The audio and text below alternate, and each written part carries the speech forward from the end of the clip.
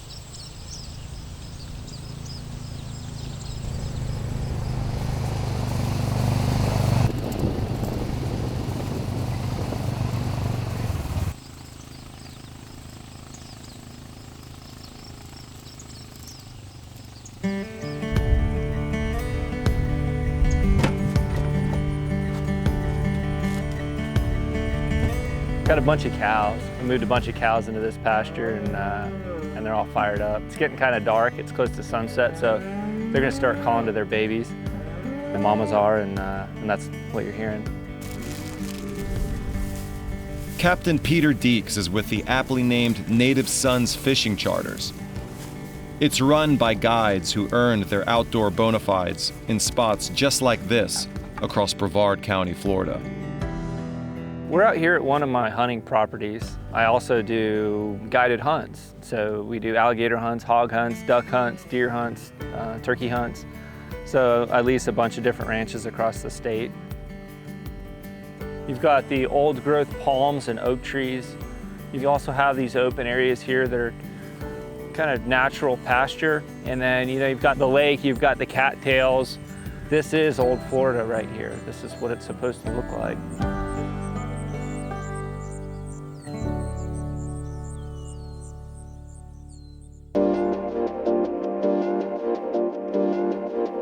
The Space Coast represents 50 miles of Florida's Atlantic seaboard, stretching from Titusville to Palm Bay. It's a waterman's nirvana. Lagoons, lakes, marshes, inlets, rivers, and ocean. It's called the Space Coast for good reason, but anglers know it for something else entirely.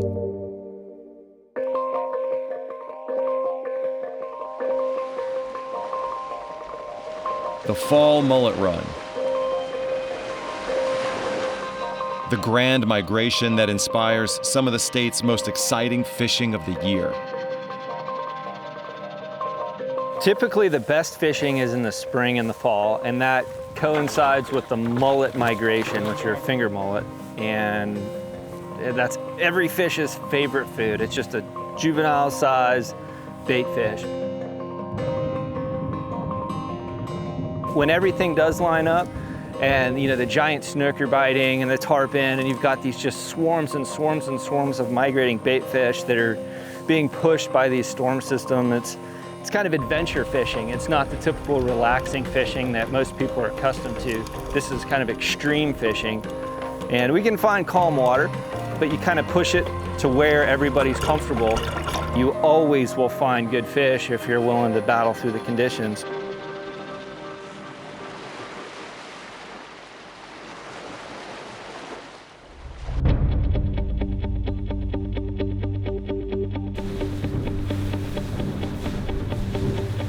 The first outing is into the Indian River Lagoon, a nursery for the Mullet Run's hallmark species.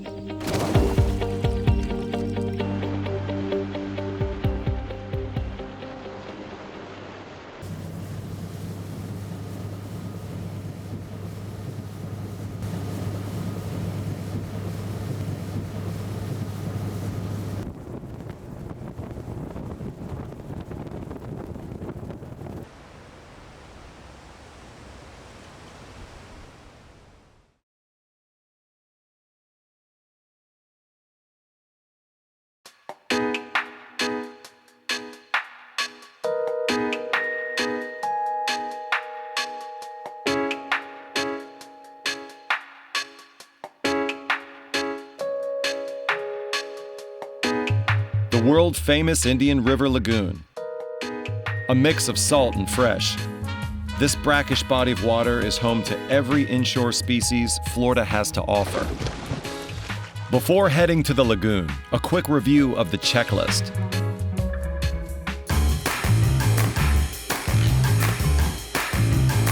From the flats to offshore, the Yellowfin 24 Bay can find its way into any spot. A perfect combo of fuel efficiency and horsepower, the Mercury Verado 350. The Simrad NSS 12 Evo 2 delivers multi-touch technology with all the features needed to find fish. From coolers to drinkware, Yeti equips any situation with the right kind of toughness. For tackle, Penn's lineup of rods and reels provides every advantage in the fight. With the closest thing to X-ray vision on the water, Costa sunglasses gives anglers that extra edge. A custom fiberglass replica by King Sailfish Release Mounts captures your trophy catch down to the finest detail.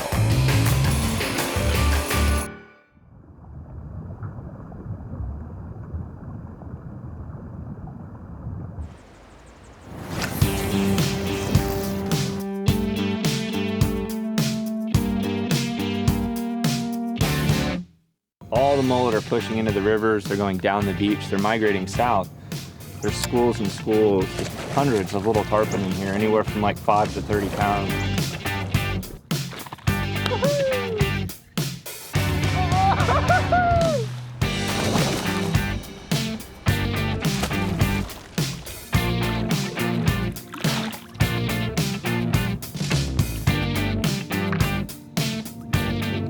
Beautiful fish.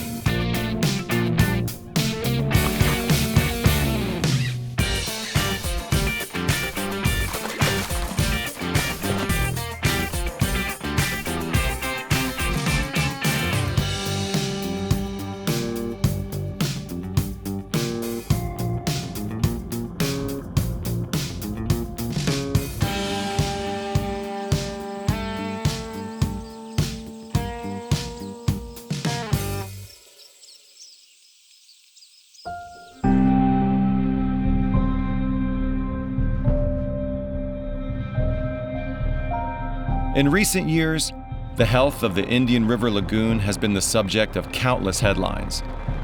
Peter is an advocate on the front lines of the fight. I still live on the Indian River Lagoon. It's been my home my whole life. And I always loved studying it. I got my degree in biology, and it allowed me to learn about all the environments in the world and all the different habitats. And it made me really appreciate even more the Indian River Lagoon and how special of a place it is. I believe it's one of the few, if not the only, true lagoon that's not tidal driven too much. And it's kind of brackish, but it's primarily salt. And there's not a big tide flow, the river doesn't flow. So it's a big stagnant body of water that has such a tremendous amount of life.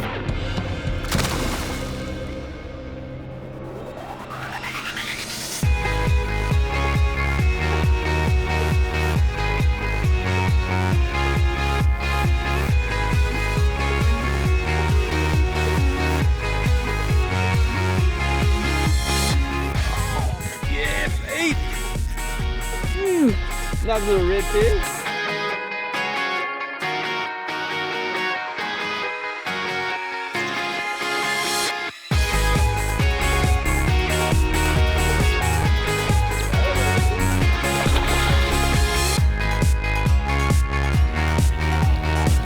Yeah, that's awesome.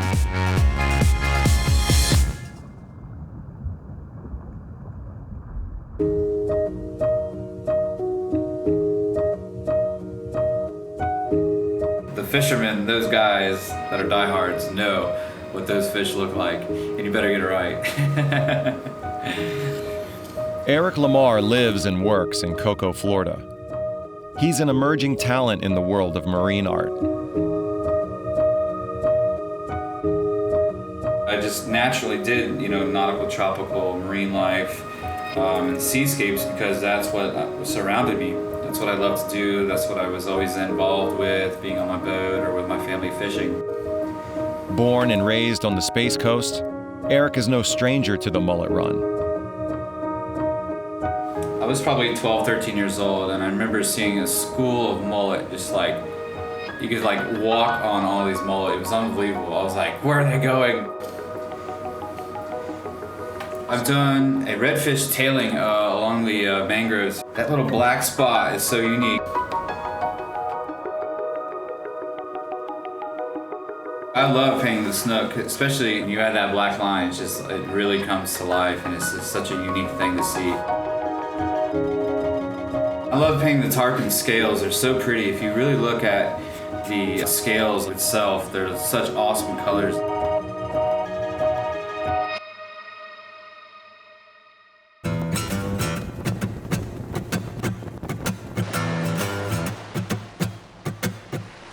From the Indian River Lagoon to the Atlantic to Sebastian Inlet, the mullet are everywhere, and everything and everyone knows it.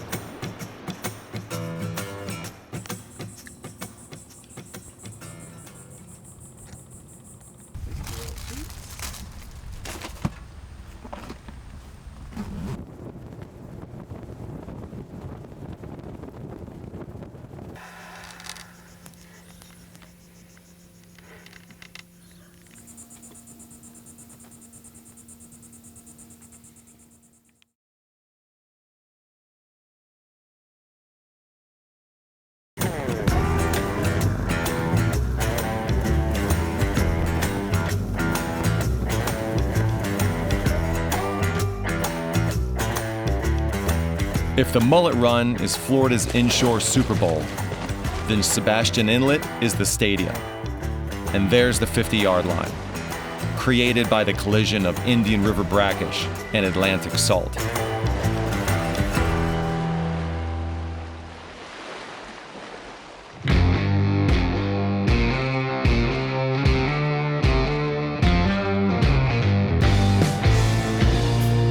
The bull red should be the mullet run's mascot.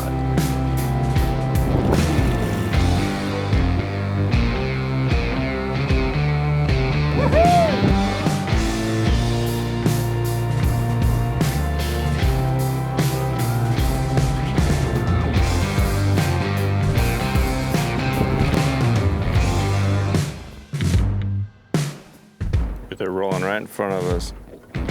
Big pot of them. Get on with your bad self. Poons everywhere.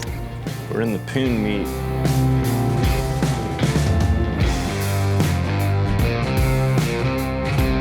There's a freight train on the way. For this nervous mullet, it's the end of the line.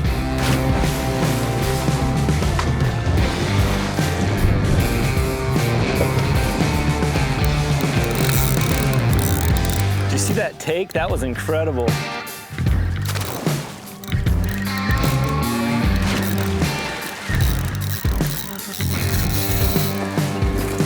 Upspit it right there. Oh, shoot.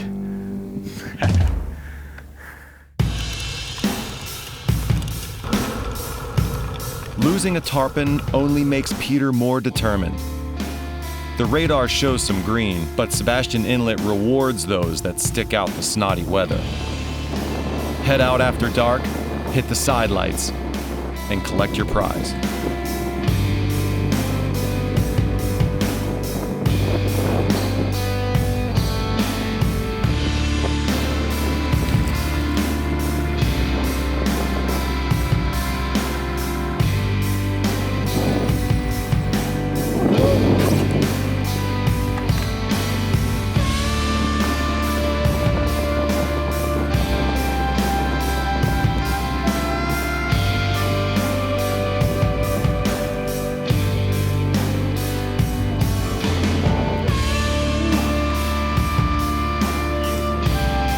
When it's blowing 20 knots, it's time to call an audible.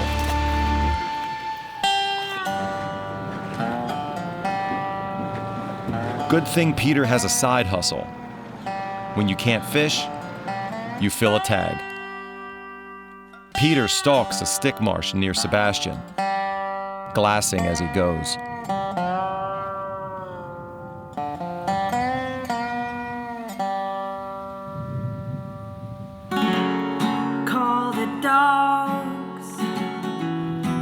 out the sounding bell,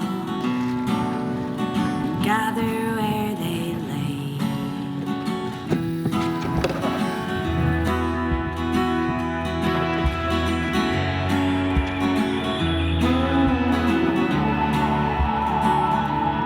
There you go. Good job.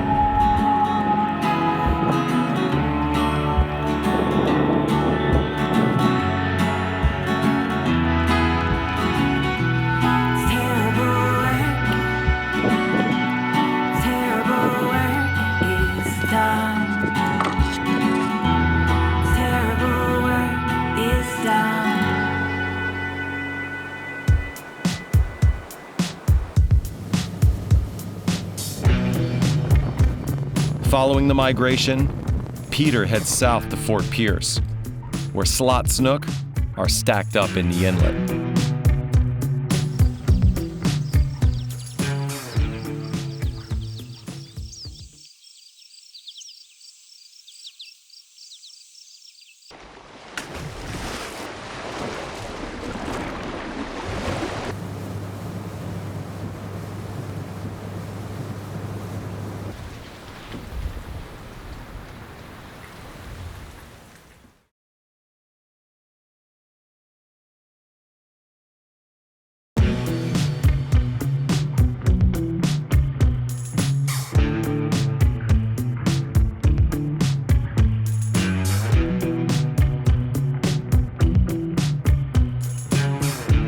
South of Sebastian Inlet, Fort Pierce is one of the mullet run's last stops as the fall migration is nearing its end. Seawalls and shorelines are good places to target, as predators like snook use the structure to corner the bait fish, like bullies pressing freshmen up against the lockers. The plan works. Pay dirt.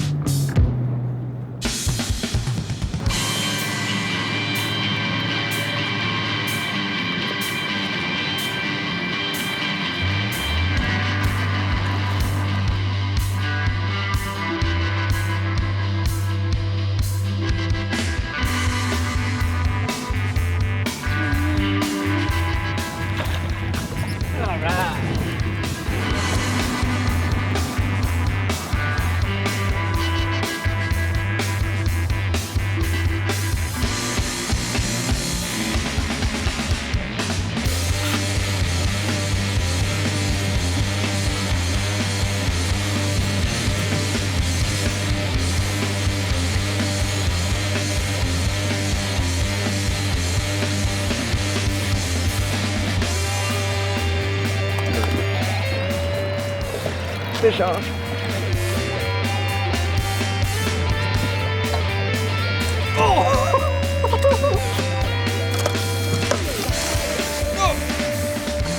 God dang. Yeah, baby. Oh, that's a good one, though. Nice snook. Good one, Chad.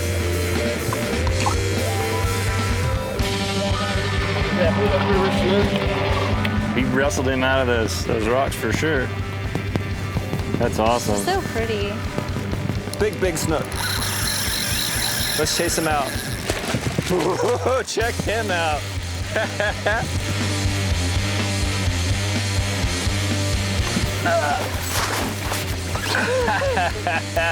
Oh, he's a giant. Beautiful fish. Up here in this brackish water, feeding on all these mullet migrating through. Awesome, big old river monster.